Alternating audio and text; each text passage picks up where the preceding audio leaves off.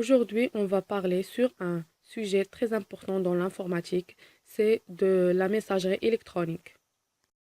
La messagerie électronique ou le courrier électronique est l'un des plus anciens services de l'Internet. Elle permet à une personne d'envoyer un message dans un format texte ou dans un format HTML vers un ou plusieurs destinataires accompagnés éventuellement d'un ou plusieurs documents, fichiers, images, sons, vidéos, traitement de texte, feuilles de calcul, etc. Les fournisseurs de services peuvent proposer des fonctionnalités supplémentaires comme service webmail avec les fonctions qui l'accompagnent, carnet d'adresses, etc. Recherche de virus dans les messages, anti-spam. Le fonctionnement du courrier électronique. Vous envoyez votre message vers le serveur de courrier. Votre message transite sur le réseau sous forme numérique. Le serveur de courrier se charge de diriger votre message vers le serveur de courrier de votre correspondant. Le réseau Internet, c'est le transporteur.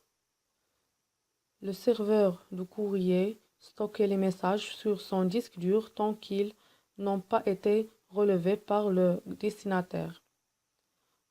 Votre correspondant transfère ces messages sur son disque dur lorsqu'il se connecte à Internet. L'adresse électronique se compose de la façon suivante: nom.prénom @serveur.domaine. L'identifiant est un nom que vous choisissez et sous lequel vous serez reconnu chez votre fournisseur et par vos correspondants. Il peut s'agir de votre patronyme ou d'un pseudonyme. Si l'identifiant choisi est déjà utilisé par un abonné, votre fournisseur vous demandera d'en prendre un autre. Lors de l'abonnement Internet, demandez à votre fournisseur de vous proposer une adresse mail. L'arrobas signifie chez en français. Le domaine comme .fr, .com, etc. Dans les adresses mail, il n'y a pas d'espace, il n'y a pas d'accent et il n'y a pas de majuscule. Créer une messagerie. Tous les webmails demandent une inscription avec des champs obligatoires. Le nom, les prénoms, mot de passe, répétez le mot de passe, une question secrète pour retrouver son mot de passe, taper un captcha. Cette procédure automatisée est faite pour éviter le spam de la part de certains sites peu recommandables. Si vous vous trompez, le système vous en propose automatiquement un autre. Validez les conditions générales. Vous composerez votre adresse en fonction de l'usage que vous souhaitez en faire. Une adresse classique vous serait nécessaire pour échanger avec un employeur, l'administration, des personnes que vous ne connaissez pas. Pour choisir un mot de passe, cette opération est toujours délicate pour les personnes qui débutent. On choisit un mot de passe faisant au moins 8 caractères. Ne pas mettre l'espace dans votre mot de passe. Ne pas mettre de majuscules. Tapez tout en minuscules. On va prendre l'exemple de Yahoo. Dans la page d'accueil de Yahoo Mail, on clique sur Créer un compte. Puis on va remplir cette formulaire qui contient le prénom, le nom, l'adresse email Yahoo, le mot de passe, numéro de téléphone. La création de boîte se fait vraiment facilement.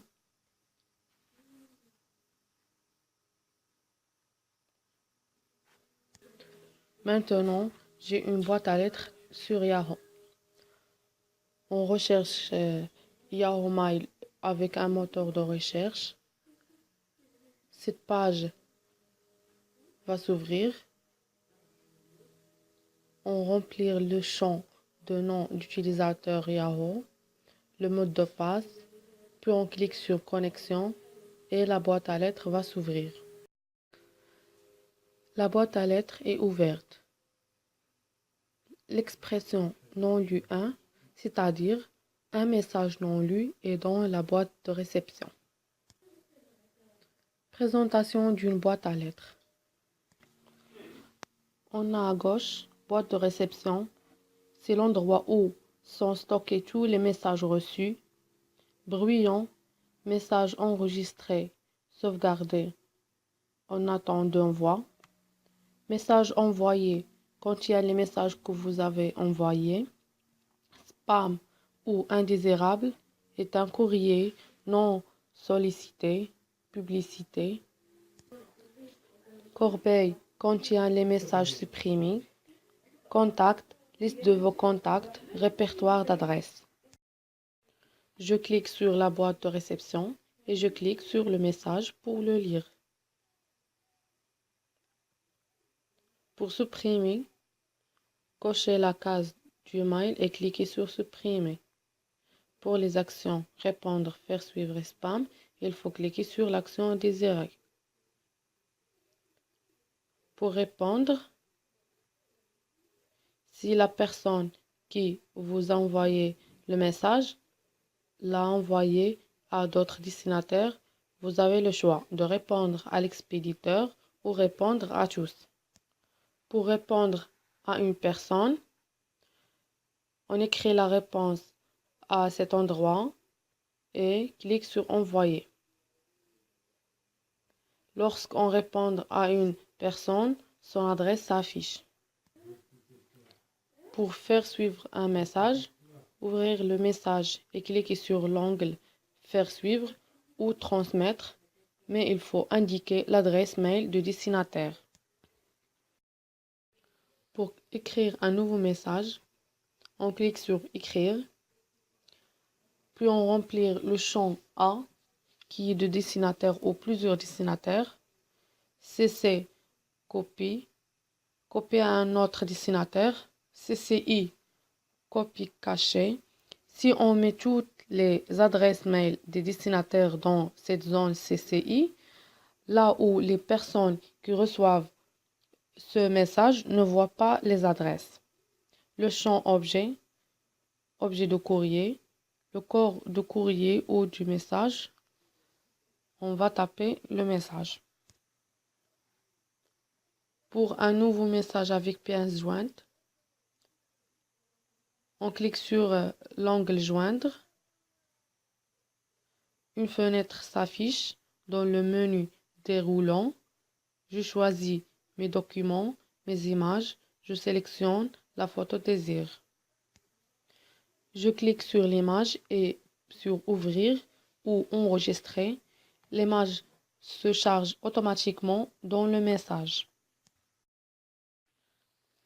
La pièce jointe a été chargée automatiquement. Il est possible de joindre plusieurs photos, mais une par une. La procédure est la même pour chaque photo ou fichier. Selon les boîtes aux lettres, la capacité d'envoi des messages est limitée. Maintenant, pour déplacer un message, il faut cliquer sur le curseur de déplacer et cela permet de les placer dans le dossier désiré. Un message enregistré dans le brouillon est un message sauvegardé et non envoyé. Pour procéder à l'envoi du message, sélectionnez le message et cliquez sur Modifier le message. Modifier le message si besoin et cliquez sur Envoyer. Classer les mails dans des dossiers.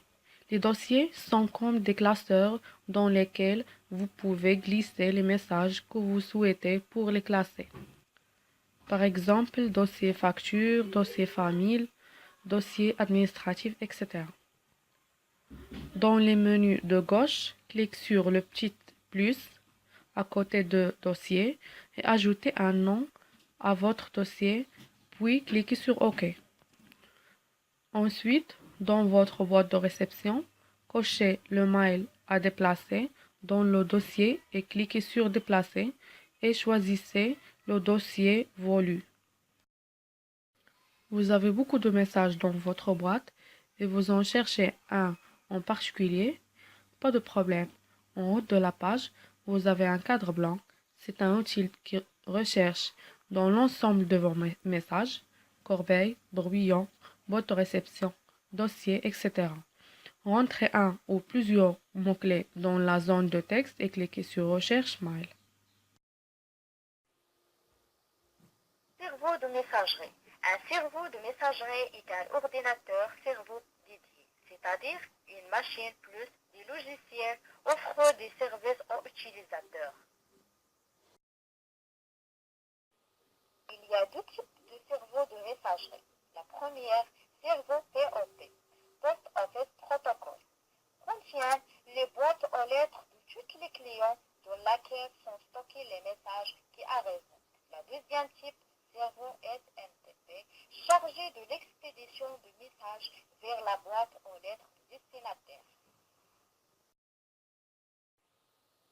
Maintenant, on passe à la circulation de messages.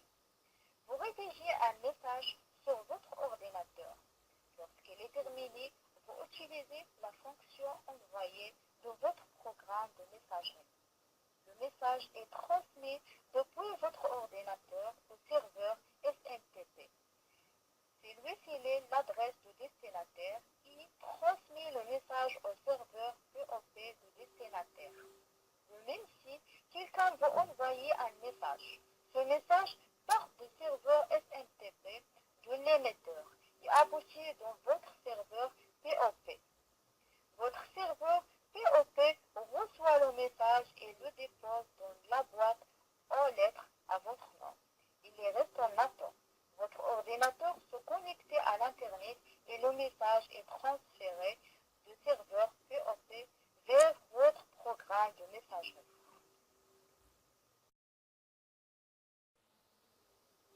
Maintenant, on passe à les principes et les avantages et les inconvénients de chaque manière de consulter ces messages.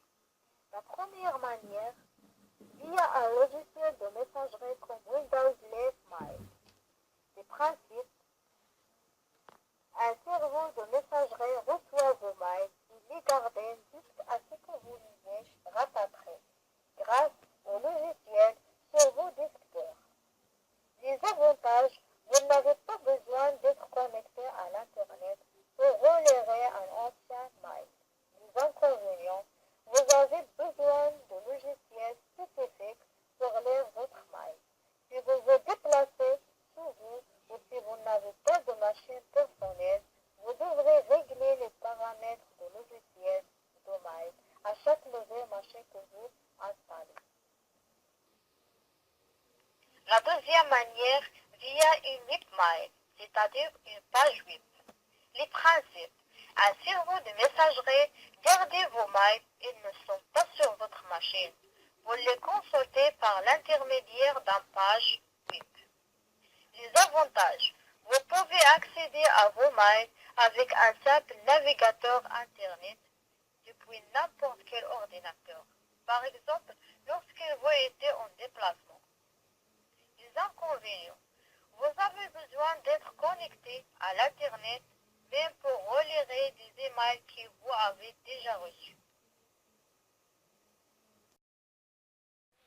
On va conclure avec les avantages et les inconvénients de la messagerie électronique.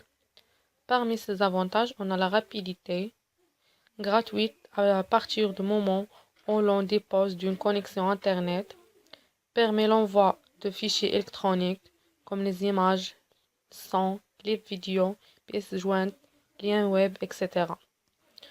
Ces inconvénients que les messages sont mal sécurisés, ce courrier peut être intercepté par des personnes ou des organismes peu respectueux de les libertés.